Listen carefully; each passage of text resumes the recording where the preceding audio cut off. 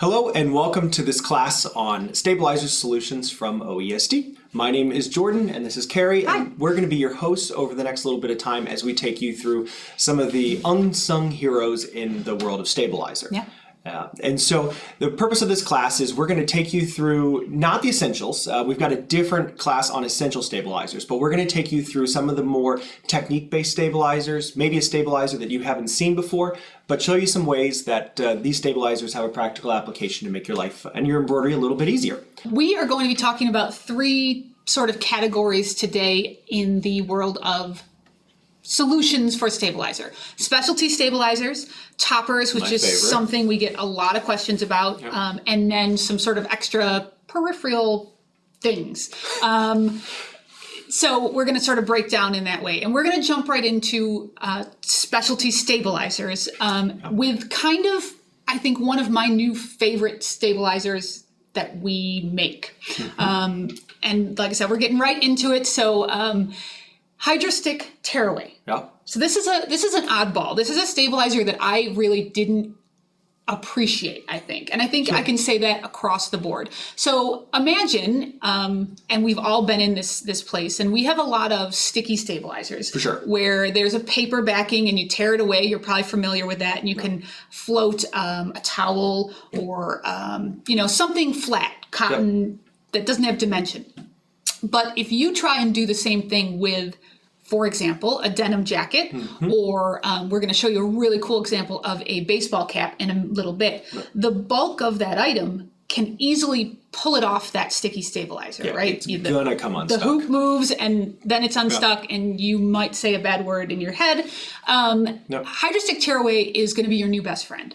So this is a tearaway stabilizer with a water-activated adhesive.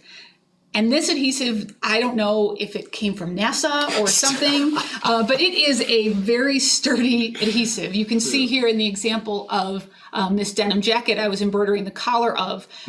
Once it sticks, it's stuck. It's stuck until you release it with water again. We have a great little video that's an example to show that.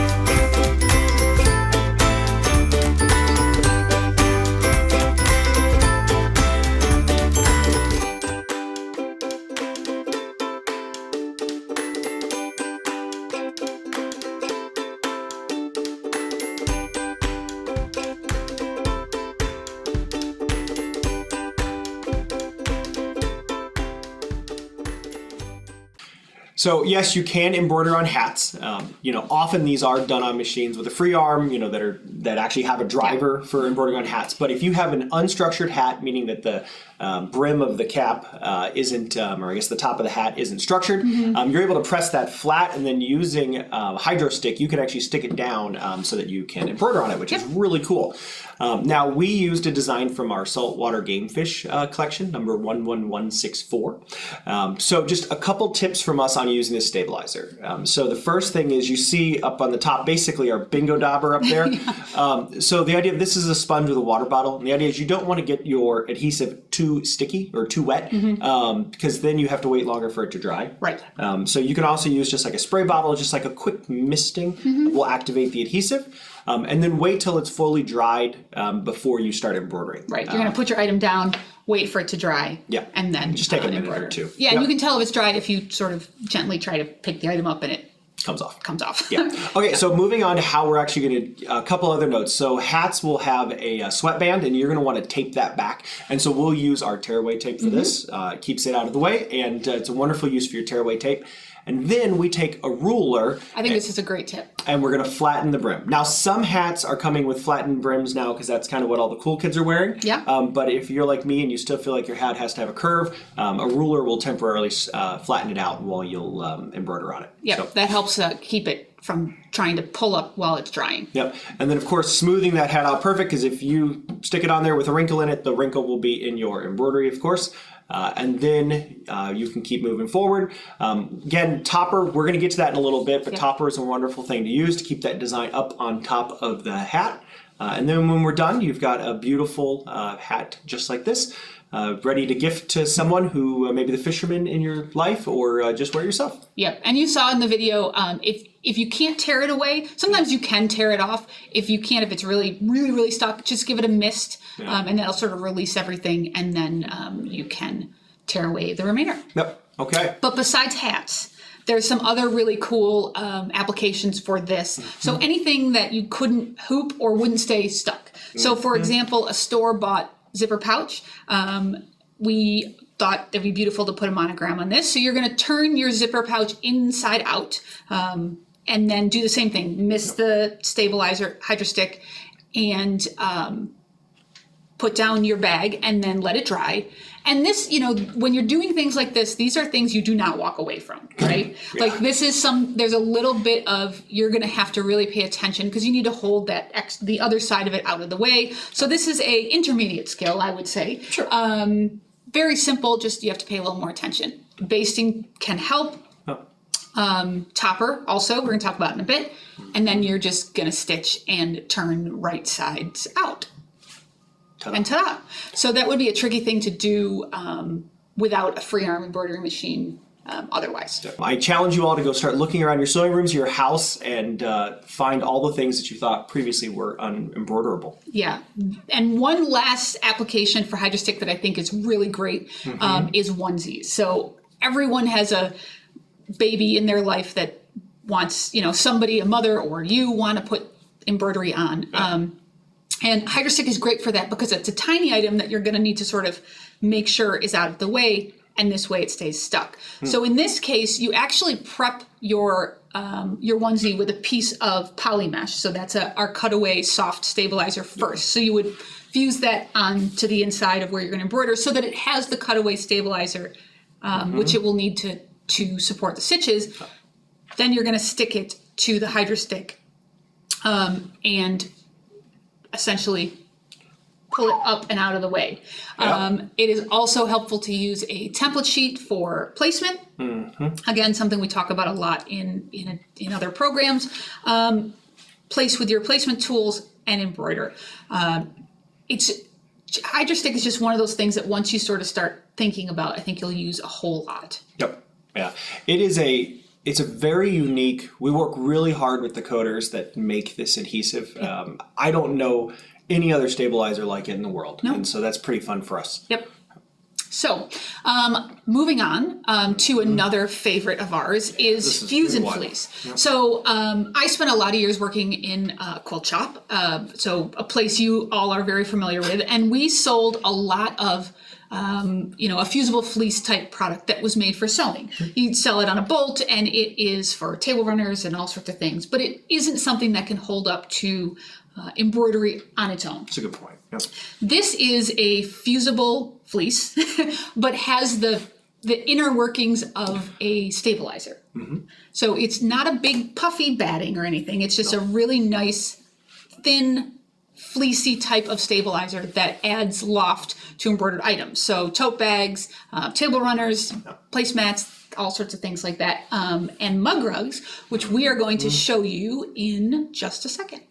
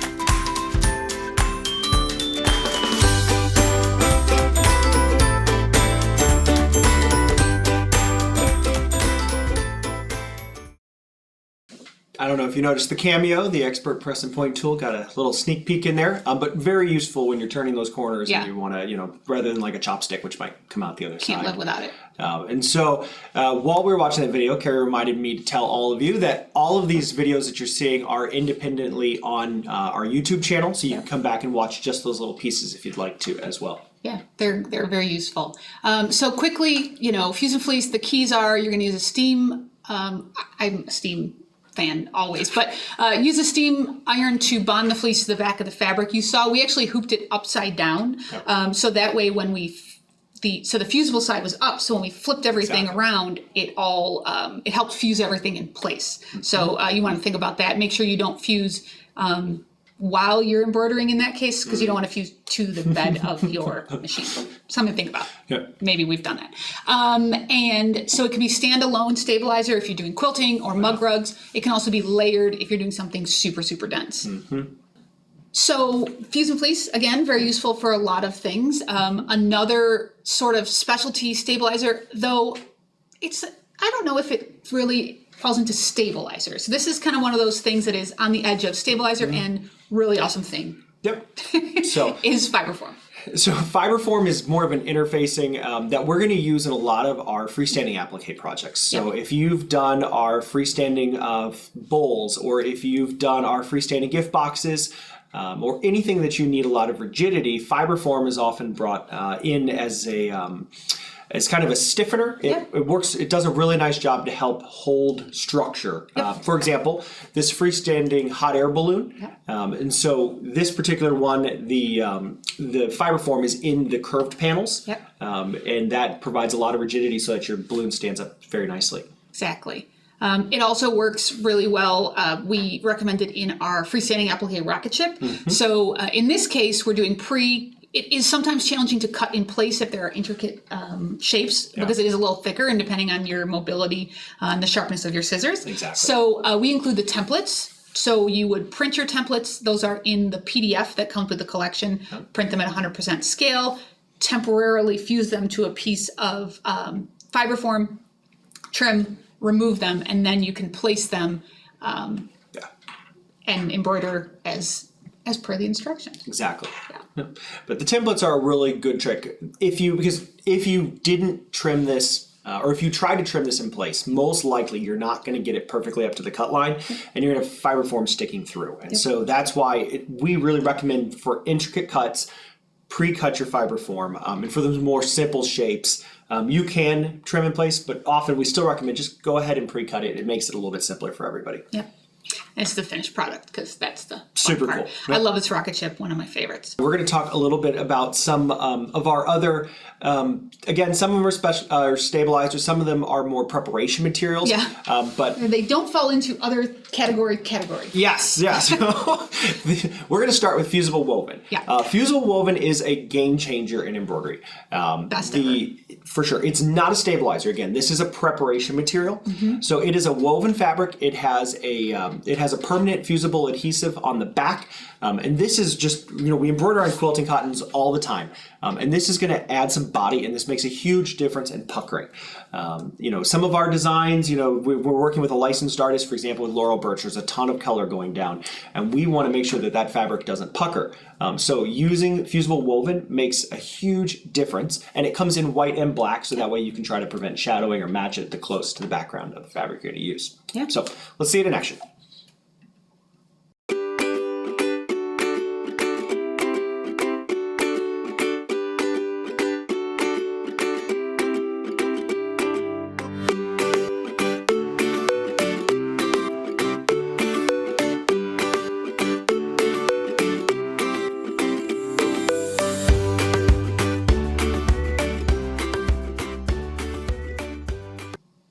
Yeah, it's a tough one to kind of capture exactly, but you can see that, and this is a great example. When you have some fabric, if it's see-through like that, it's going to benefit from Fusible woven. It essentially ups the thread count. So you've probably experienced embroidering on, let's say, a canvas tote bag. The quality of the embroidery always looks much better than just on a piece of quilting cotton. That's because the fabric is denser. So essentially you're faking it out. You're making the fabric denser by adding that Fusible woven.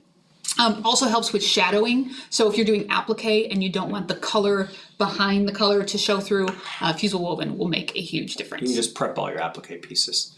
Yeah.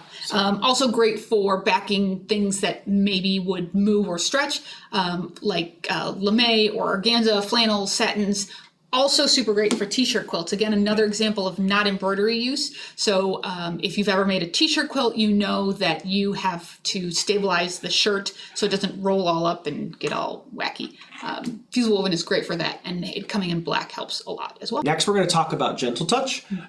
So we get a lot of questions about, okay, I'm embroidering this thing for either a child or my husband who doesn't like scratchy things, right? I hear this all the time out at events. They're like, my son wants every tag cut out every single one of his shirts. And so gentle touch is the product we recommend. It really, besides, we'll show you how it helps kind of keep that abrasiveness from happening. It also just gives you a little bit more professional finish to your embroidery. Absolutely. So if you're embroidering the logos of shirts, things like that, a lot of times I encourage you to put a little bit of gentle touch on the back. And so this is kind of how it's used. Gentle touch is a permanent fusible cotton material, and so after you're done embroidering, you're going to take your gentle touch and you're going to cut it in a round shape. We don't recommend squaring off your corners because those corners tend to lift, but you're going to place it down. You're going to fuse it with an iron. We recommend the wool setting, which for those of us who have no idea what a wool setting on an iron is, what is a wool setting?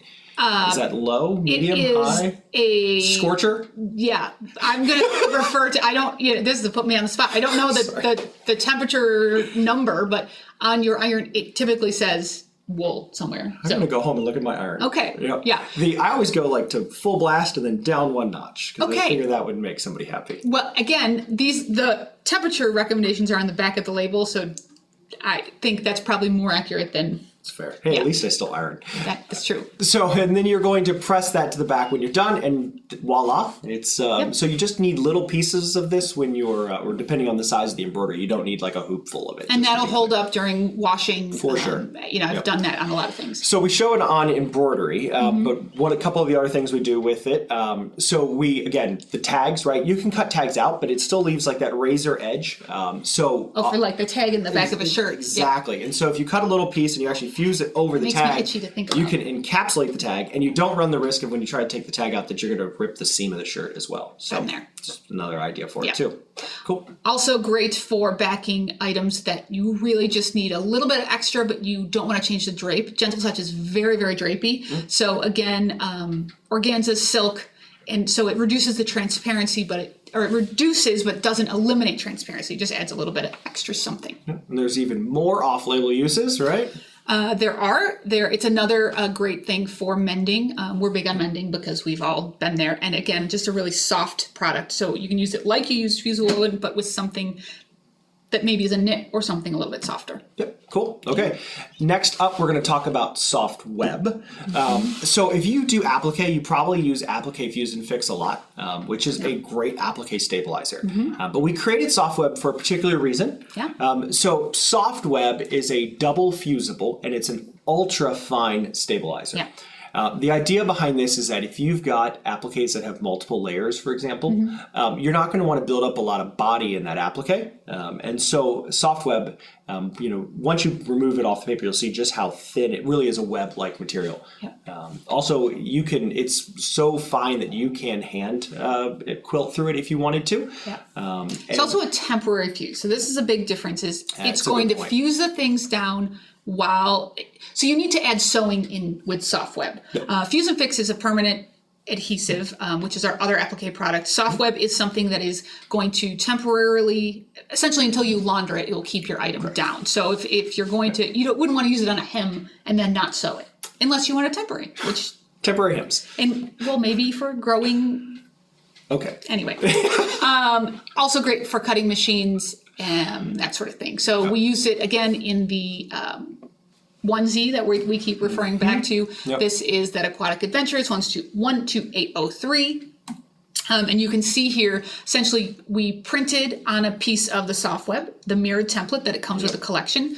You cut it out and then fuse to your, after you stitch your placement stitch, then you can fuse that with a craft iron or your regular iron inside the So soft web, when you have a piece of soft web, it has a paper side and it has a shiny side. And so the shiny side is your first fusible side. Yes. And so you're going to fuse to that side first, then remove the paper backing, and then that exposes the other fusible side, and then you're going to fuse again. So just an important thing. Don't remove it off the paper, or you have that would be tricky. You have a fuse. Yeah, it would just be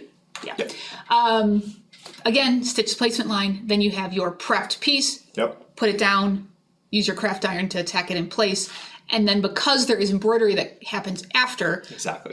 it's going to stay put. So then after you launder, it will be essentially just fabric and your item. So very kind of soft and pliable. Another great example was this painted florals we talked about. It is a kind of a lighter stitching. So when you do applique on something that's going to be very drapey, you don't want to add bulk so that embroidery is then kind of a different weight than the item. I just keep coming back to this collection. I love this collection. It is pretty. It's one of those ones that gets kind of lost, I think. Totally agreed. All right, on to the off-label uses. This is love our these. favorite thing ever. You want to explain? Yeah. So if you are making, let's say, double-sided napkins, I know you do often, Oh, yeah, all the time. So if you're making napkins, let's say you have two different fabrics, but then you're going to serge the edge or finish the edge somehow to keep those two pieces together, you can temporarily fuse with the soft web and then finish with a serge or a rolled hem, and that will keep things in place until you serge those together. I'm adding that to my list of things now that I'm going to do. Okay. Put it on your list. And, you know, we did a lot of talking really during the soft web about Applique Fuse and Fix, which is our other applique product. So they both essentially do the same thing, but differently.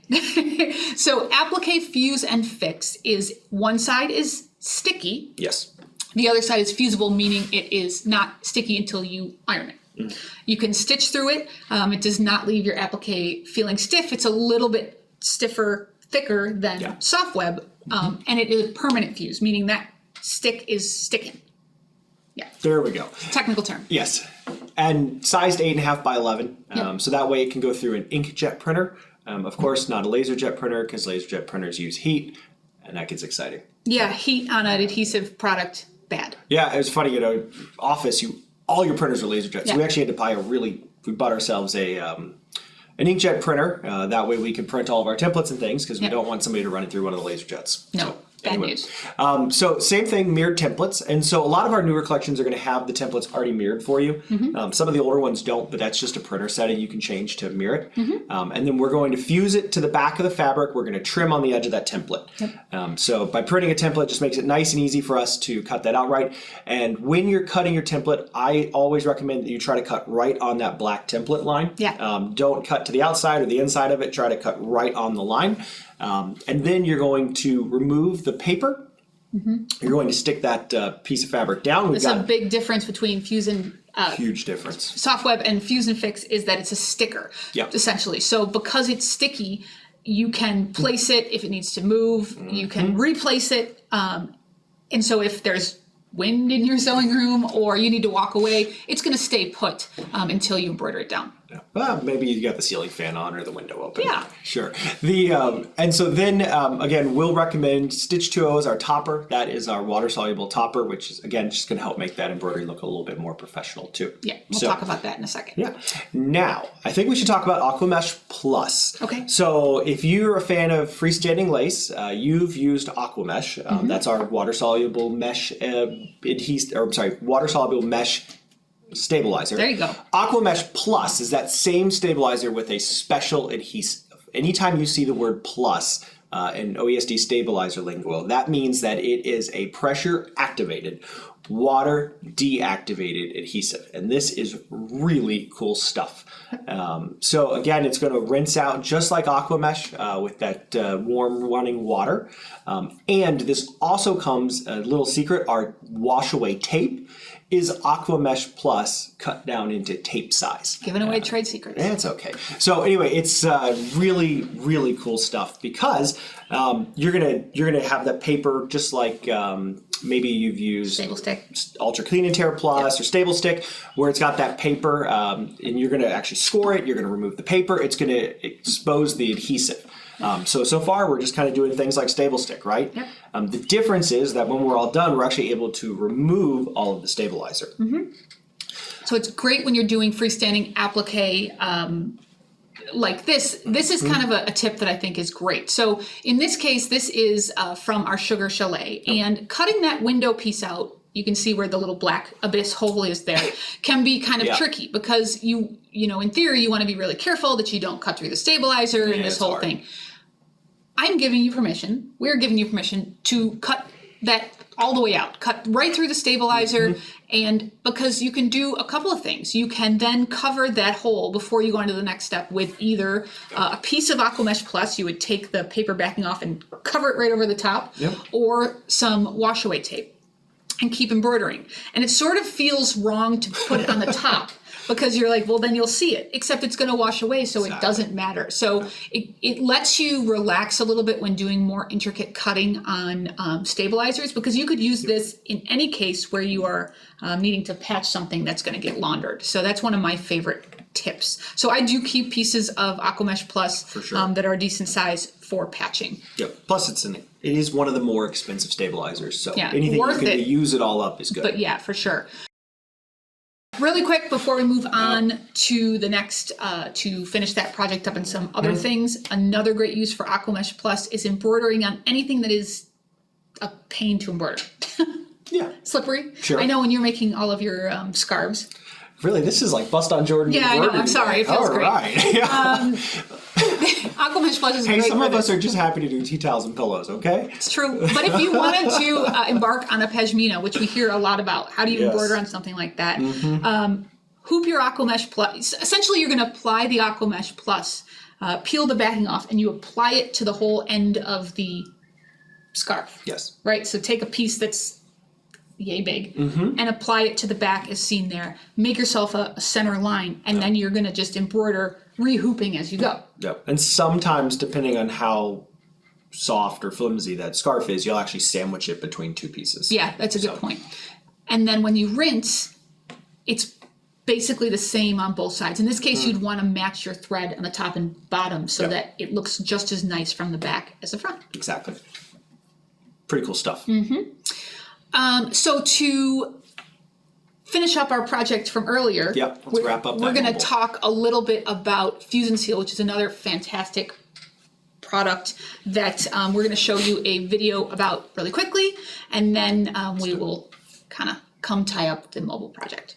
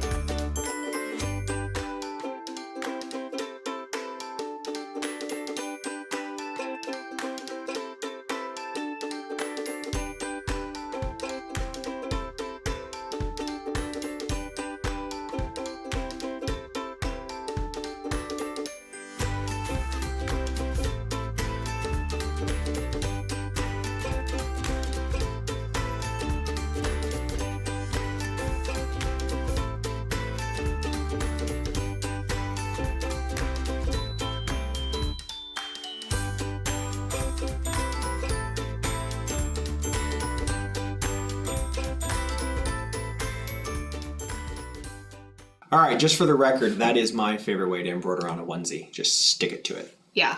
Sometimes it's really the best way to do it because there's nothing on the back to irritate the baby. Mm-hmm. And so anything that has a set... And there's nothing in that process to irritate me. Anything that has a satin edge can be done that way. So think about it as a patch. You're essentially putting a patch on the onesie. So anytime you have an item that is applique with the satin around the edge, it's perfect for this.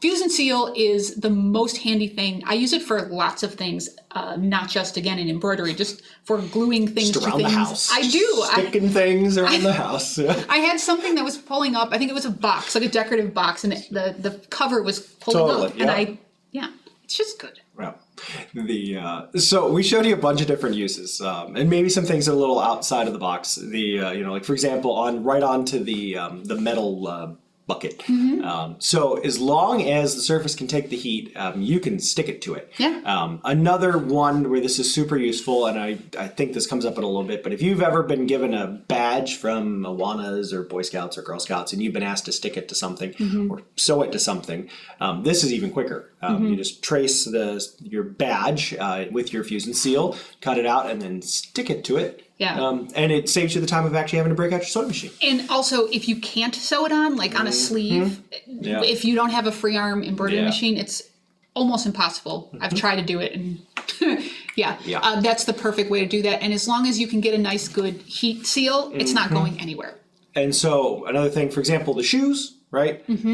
So if you didn't have Hydrostick laying around and you had to get embroidered onto those shoes, you could do it this way too. One of my other favorite uses for Fuse and Seal, you'll find a lot in our card instructions. Again, all of our collections come with full color instructions, PDFs, so you'll see how this is done in that way. But essentially, when you're embroidering on paper, what we suggest is that you embroider just the front of the card first, and then essentially fuse and seal it to a finished card. So you're basically taking a card, cutting it in half so that you can... Card and a half. You're using a card and a half to make a card by sacrificing one side of the card. So, and then a very nice finished look on the inside of the card because you don't have those stitches that you're having to cover up with fabric or something like that. Yeah, and there's lots of information on embroidering on cards. It's something we've done a lot of. So if you search on our YouTube channel, on Facebook, you'll find information great videos on that. For sure.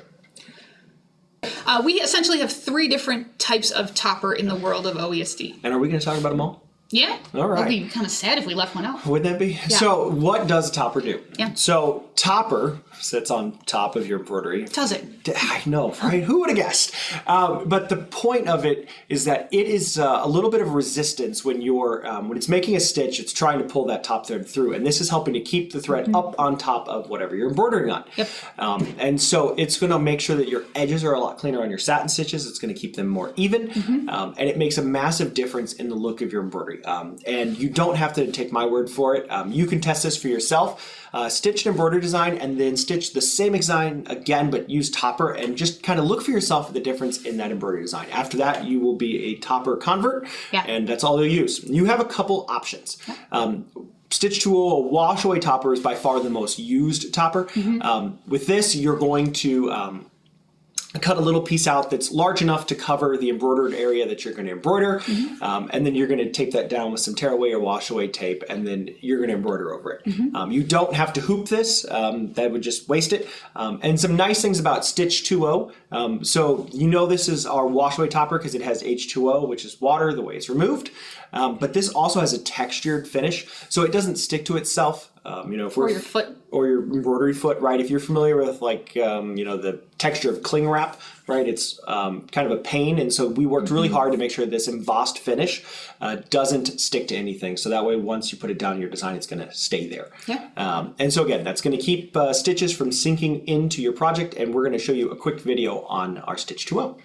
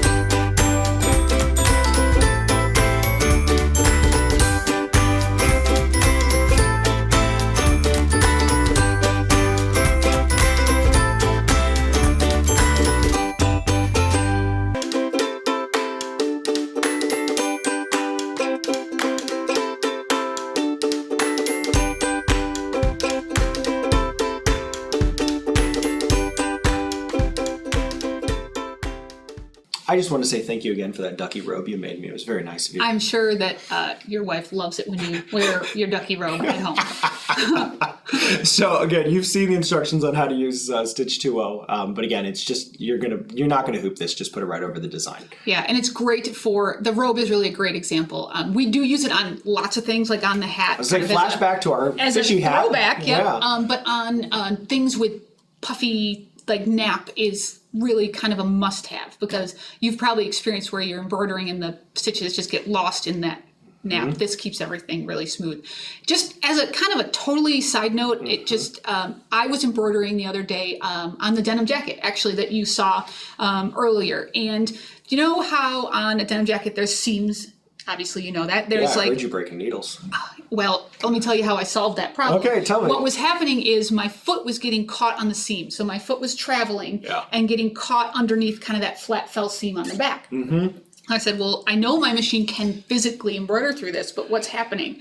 And so what I did is I actually used a piece of topper, and that kind of created a smooth surface for my foot to travel, so it didn't get stuck underneath. So it also will make my embroidery look nicer, but using the topper actually helped the embroidery foot travel over kind of that's uneven terrain. Very good point. That topper is going to help keep down whatever you're embroidering on. So it just kept that little edge of the seam from essentially catching the foot. The foot would catch and then move it underneath the needle, and then Jordan. Yeah, I was like dodging for cover. Carrie's desk's kind of over here, a little bit away from me, and it was just like, oh, yeah, it was going good. This was a problem-solving. Yeah. So jump ahead one real quick here. So here's a great example of with and without topper, and I encourage you to do this for yourself.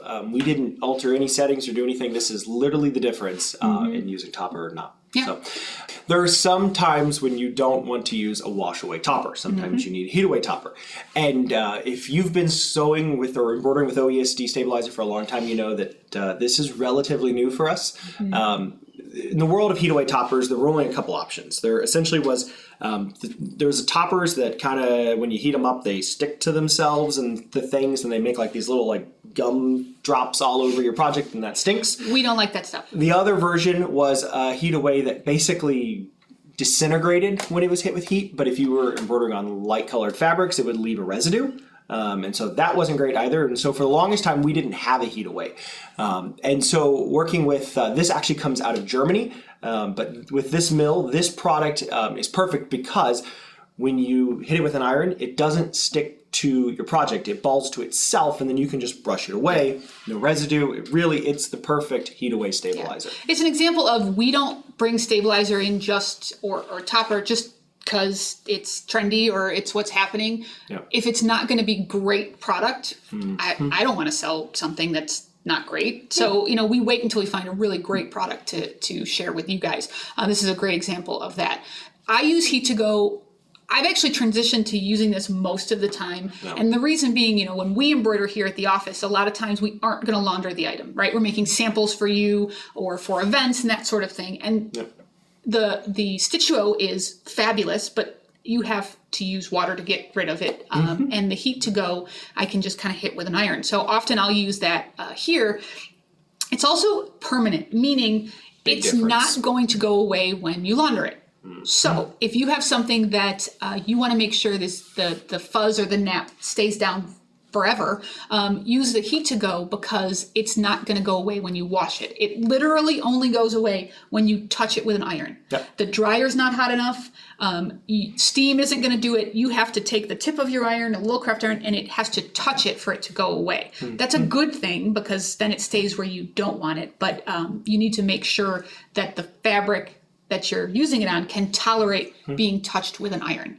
So a few years ago, Kate and I, my wife, she and I were embroidering towels for the entire family, because we got this idea that we were going to give monogram towels to everyone. And in case you don't know this, I'm from a family of essentially 12 kids. So you got a reality check of how quick that project would be. It was a lot of towels. Yeah. And so we used wash away topper, because you don't want the nap of that towel to come through your embroidery, right? Through your monogram. And then when we were done, and they all have the tags on them, right? Because we want to present them with tags. And Kate says, cool, how are we getting the topper out? And I gave her a pair of tweezers, and we got picking, right? Because that's how you get wash away topper out of a towel. You don't want to. Because of course you probably used a monogram that was all sorts of swirly whirly. Yeah. I put a frame around it. I did all sorts of fun. I had a great time in my software. If Heat to Go had existed then, we would have just ironed the tops of all of our towels, removed the stabilizer, and yeah, I think it would have been a lot quicker. So towels is one of my favorite examples of when you want to use a heat away topper. So you've got a quick video for us? Sure do. Okay. Let's see it in action.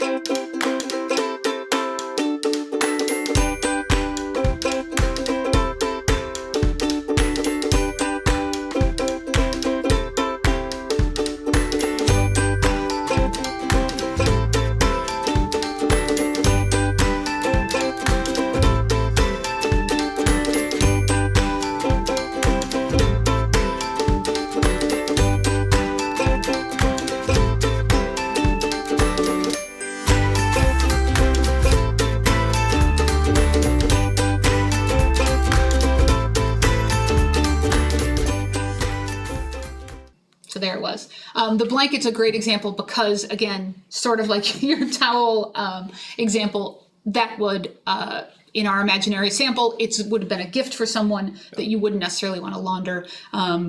Those things never look quite as beautiful once you wash them, unfortunately, right? Yeah. Like, they just don't. Towels are never as fluffy. No, they aren't. So that is a great use for that. One more tip on this. When you're removing this with your iron, this is an active removal process. So don't just like set your iron down on top of it. You're going to want to use your iron vigorously. You know, work that iron around and allow it to kind of use the force of the iron to remove the stabilizer at the same time that you heat it away. Yeah. Again, you really need to make sure your fabric can handle the heat because you're going to be heating. Yeah, and the last thing is, don't just plop your iron down on top of a whole sheet of this. Pick or tear away what you can so that your iron has less to work with. Yeah. So, and again, it's a great use for items that you can't get wet. So not just that you don't want to, but maybe a velvet or a fleece or a wool that you don't want to have to launder. Yep. And our third topper. A little bit different. Yep. So it's a permanent topper.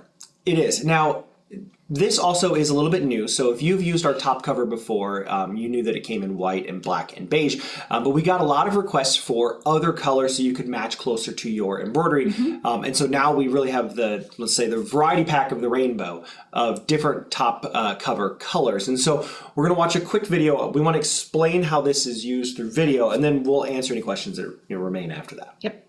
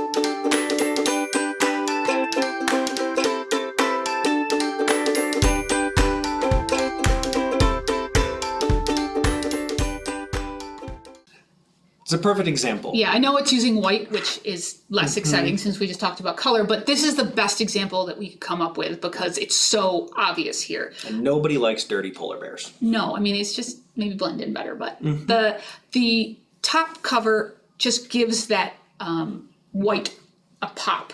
So you don't have to match exactly. In white, it's kind of it's not super relevant, but for example, if we're making a pumpkin, just pick an orange or a reddish because it's going to blend in. It's just going to keep the whatever item you're embroidering on from kind of shadowing through, as well as keeping your stitches up and above. Yep. So a couple other things. This is not removed by water or by heat. This is removed by you. So you're going to tear this away. You're going to pick out the little pieces. So just, I wouldn't recommend the most intricate design in the world. Pick things that are simple shapes, perhaps, just to avoid the picking frustration. Yeah. But you can see the difference. I mean, it really... probably the one on the left-hand side to you looks fine by itself, but when you compare it to a design that's used top cover, you're like, oh man, what a difference. That's what I said. Oh man. You said, oh man, when you saw it for the first time? Oh man. It really, though. I mean, it does. It makes a big difference. And it is another one of those things that you don't think about until you start to use it. It just makes your embroidery look more professional, I would say. Yep. Now, everyone, get out your phones. Or your screenshot apps if you know how to do that. Okay. And we're going to put up a chart that kind of has the when and what toppers to use. So let's go ahead and put that up. Okay, got my face out of the way here. I was just going to smile. Oh, okay. So we can be in the corner of the thing. Yeah, but this is a great chart for toppers at a glance. So kind of tells you which topper might work best. And you can see there are some cases where you could use one or the other. There's not just like in all embroidery, there is not often you must do this in this case. But this is a great chart. So again, take a screenshot or a photo. This is, you can also review it if you want to rewatch the video. Yep.